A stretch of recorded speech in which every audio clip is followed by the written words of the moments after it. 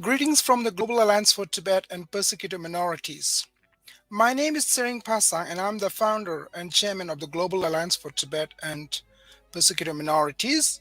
On this very important occasion, the Human Rights Day, 10th of December 2021, I'm delighted to announce the launch of an interim report by the Global Alliance for Tibet and Persecuted Minorities virtually on top 100 atrocities committed by the Chinese Communist Party. We hope to publish the full report in a book format very soon. Today's launch is supported by Honorable Tim Loughton, Member of Parliament, who is chair of the All-Party Parliamentary Group for Tibet. Our former government minister, Tim Loughton, is also a member of the Interparliamentary Alliance on China, or IPAC, who was sanctioned by the Chinese government for speaking up for the rights of the Tibetans, Uyghurs, Hong Kongers, as well as other persecuted minorities in China. On behalf of the Global Alliance for Tibet and Persecuted Minorities, I would like to thank Tim Loughton for his continued support, as well as for sending a very warm welcome message in support of today's launch. Let's play Tim's welcome message first. Hello, I'm Tim Loughton, MP and chair of the All-Party Parliamentary Group for Tibet in the UK Parliament, and I want to send you my greetings on this Human Rights Day to the Global Alliance for Tibet and Persecuted Minorities. And I want to welcome this report, which you are launching on the 100 atrocities committed by the Communist Party of China. There's a whole range of things, and I think many people will not be aware of the extent of some of the atrocities committed over many years. It goes back to the early days of the formation of the Chinese Communist Party, right up to date with the treatment of Peng Shuai, the tennis player who seems to have been disappeared for daring to speak out about sexual abuse by a Chinese Communist Party official. So as we prepare for Christmas and we can speak out freely in the West, and I'm here in the old part of Westminster in front of our Christmas tree, we should remember those people who don't have the luxury of free speech, free movement, and the liberties which we take for granted in the West. So it's particularly pertinent that even at this time of year, particularly at this time of year, we should remember the human rights abuses that are still going on at the hands of the Chinese Communist Party government. And so I send my very best wishes to the launch of this important event. Thank you, Tim Loughton, for your very warm message and support. Like many other civilizations in the world, China's more than 4,000 years of civilization has greatly benefited us all, but not the Communist Party of China, also known as Chinese Communist Party or CCP, and its brutal regime, which celebrates 100 years of its existence this year. Instead, we have all directly experienced an unprecedented level of pain and suffering throughout the world. As things stand, over 5 million people have died worldwide from COVID-19 so far. There are ongoing announcements of fourth and fifth waves of lockdowns in countries around the world. In Tibet and Xinjiang, also known as East Turkestan, the Chinese Communist Party and its brutal regime is still continuing genocidal regimes and implementing hardline policies against the Uyghur Muslims and Tibetan Buddhists. In China proper, the persecution of Falun Gong and Christian faith groups are living examples of the deliberate crushing of what should be private beliefs, and the organ harvesting of innocent Falun Gong practitioners and other persecuted minorities represents a serious crime being committed by the Chinese state. Let's briefly look at the history of the CCP. According to the party's documents, the Communist Party of China was founded on 23rd July 1921. The first National Congress of the CCP was held on the same date. However, the CCP officially marks July 1st as its founding anniversary. With only about 50 members at the beginning of 1921, the CCP has grown over these past 100 years and is currently estimated to have a membership of 90 million. Needless to mention, however, that millions are also quitting the party each year as people begin to learn the true color of this brutal regime. This year, the Communist Party of China celebrates its 100th founding anniversary. The Global Alliance for Tibet and Persecuted Minorities wishes to put on record the top 100 atrocities committed by the Chinese regime over the past 100 years. Mao Zedong, regarded as the most prominent figure of the Chinese Communist Party in modern history, enjoyed absolute power. Mao's catastrophic actions against his own people were ruthless and inhumane. He did not hesitate to deploy any means within his power to defeat his opponents. His fatal policies incurred immeasurable losses of people, traditions, and artifacts, not only in mainland China but across China's occupied territories, which include Tibet, East Turkestan, and southern Mongolia. The Great Famine alone from 1959 to 1962 cost 20 million lives or more.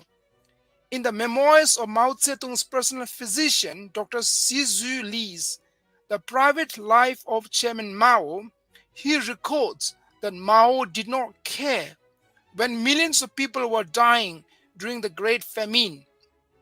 Recalling Mao's ruthlessness, Dr. Li wrote, in 1957, in a speech in Moscow, Mao said he was willing to lose 300 million people, half of China's population. Even if China lost half of its population, Mao said, the country would suffer no great loss. We could produce more people. This shows the real nature of the founder of the CCP. We can plainly see that the founding principle of the People's Republic of China has a solid base in its hunger for power at whatever cost, in ruthlessness against its own people. What we know is the Battle of Kaskar, June 1934. Kaskar in Xinjiang saw confrontation between Uyghurs, Turkic Muslims, and Han Chinese nationals. Several thousand Turkic people were slaughtered.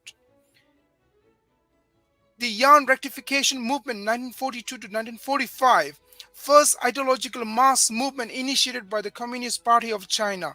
More than 10,000 of its own citizens were killed in the rectification process as the party made efforts to attack intellectuals.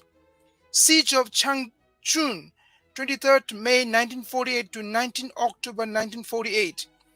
Changchun and proximity. The People's Liberation Army forces refused to let civilians leave the city of Changchun in order to exhaust the food supply of the Kuomintang defenders, resulting in mass civilian casualties. Between 150,000 and 200,000 civilians are estimated to have died due to starvation. Annexation of East Turkestan. The People's Liberation Army entered East Turkestan in October 1949 and controlled most of the vast region by the spring of 1950. Annexation of southern Mongolia. China annexed southern Mongolia in 1949. Annexation of Tibet. The People's Liberation Army troops launched the invasion of Tibet. A year later, in 1951, China forced the Tibetan delegation to sign a 17-point agreement in Beijing. Chinese land reform 1949 to 1953. The campaign was launched by the CCP leader Mao Zedong. It involved mass murder of landlords by tenants. Zhou Enlai, the then Chinese premier, estimated that 830,000 had been killed, whereas Mao Zedong estimated that as many as 2 to 3 million were killed. Tibetan National Uprising in Lhasa, March 1959. After the People Liberation Army attempted to harm the Tibetan spiritual leader, His Holiness the 14th Dalai Lama, tens of thousands of Tibetans provided human shields to protect him. The Chinese military launched rockets and killed many thousands of Tibetans. According to the PLA's own figures, at least 87,000 people died in the revolt. Tibetans estimate 1.2 million Tibetans have died as a direct result of China's occupation of Tibet. Violence in the Great Chinese Famine, 1951 to 1961. Many extrajudicial killings occurred during the Great Chinese Famine. At least 2.5 million people were beaten or tortured to death, which accounted for 6% to 8% of the total deaths in the Great Famine. Socialist education movement, 1963 to 1965. More than 77,560 people died in the movement launched by the CCP. Southern Mongolia incident, 1967 to 1969. During this incident, between 16,632 and 100,000 Mongols were killed. Tiananmen Square protests of 1989. Between 200 and 10,000 civilians were killed. The Red Cross states that around 2,600 died. The official Chinese government figure is 241 dead with 7,000 wounded. The event, though well recorded, has been written out of Chinese history. Gulchya incident, 5th February 1997, Gulchya, Xinjiang. Demonstrations in Gulchya were violently put down by the police after 2 days of protesting. Official report puts the death toll at 9. July 2009, Urumqi riots or massacre. More than 1,000 Uyghurs died in the massacre carried out by the PLA on protesters demanding freedom for East Turkestan, what China calls Xinjiang Uyghur Autonomous Region. CCP's support for the Khmer Rouge regime in Cambodia. In the 1970s, the Khmer Rouge were largely supported and funded by the CCP, receiving approval from Mao Zedong. It is estimated that at least 90,000 of the foreign aid which was provided to the Khmer Rouge came from China. Deaths under the Khmer Rouge range from 1.5 million to 2 million. Establishment of mass internment camps in Xinjiang 2016 onwards. The CCP has tortured ethnic minority populations by forcefully detaining them in internment camps and continues to do so despite widespread condemnation. Hong Kong protests 2014. During the 2014 protests, 955 people were arrested and some 470 people were injured. Hong Kongers were demanding democracy in Hong Kong. Persecution of Falun Gong, 1999 to date. The CCP launched anti-religious campaigns in 1999 to ban spiritual practices in China. Over 3,700 Falun Gong practitioners died due to torture in custody. Many of these peaceful practitioners face organ harvesting for the benefit of the CCP regime. Ban on Tiananmen Square commemoration events. The CCP banned annual Tiananmen Square commemoration events in Hong Kong, citing COVID-19 public gathering restrictions. A year later, in 2021, the Chinese government imposed bans on any form of commemorating this event in Hong Kong and other regions within China, resulting in further restrictions on freedom of expression and freedom of movement. Abduction of the 11th Panchen Lama in 1995. 6-year-old Khentin Chökyi Nyima was abducted by the CCP to gain control over Tibetan Buddhism. At the time, Tibetan spiritual leader became the youngest political prisoner in the world. Patriotic re-education camps continued. Monks and nuns are routinely subjected to patriotic re-education camps, where they have to show love to their country by denouncing His Holiness the 14th Dalai Lama of Tibet, the Tibetan spiritual leader. Discriminatory policies against ethnic languages. The CCP is imposing monolinguistic policies in every region where the ethnic population is in majority, such as southern Mongolia, Xinjiang, Tibet, etc. Mass Han Chinese population transferred to Tibet and Xinjiang to change the demographic of these occupied regions.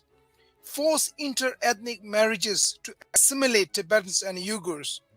Forced sterilization and forced abortions to regulate birth control in Xinjiang and Tibet.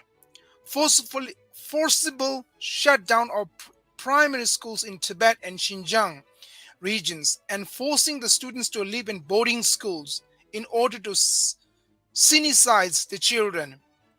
China's unethical exploitation of natural resources in the poor African nations forces poor countries to fall into a debt trap through policies of the BRI, Belt and Road Initiative.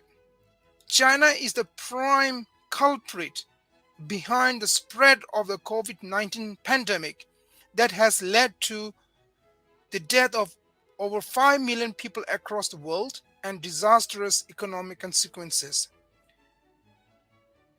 The recent disappearance of Chinese female star tennis player Peng Shuai is a reminder of China's disregard for international norms of laws and justice and the rights of citizens to speak to power.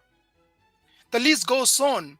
Due to the time constraint, I'm not going to read out all the atrocities committed by the CCP. All these details will be published on our website. I'm now going to conclude. Awareness of these reprehensible actions carried out by the CCP is crucial at a time when the CCP is exporting its malign activities outside mainland China. The free world must do all it can to stop the CCP from using its economic muscle to hoodwink gullible leaders into supporting its self-interested aims, which run counter to freedom and democracy. The Global Alliance for Tibet and Persecuted Minorities is releasing this interim report on the top 100 atrocities committed by the CCP to remind the world that all is not glorious success story as the Chinese regime regularly tries to portray it. The CCP may feel pride in having something to celebrate, but the cost has been stupendous. Millions of people in China and in its subjugated territories have nothing to celebrate.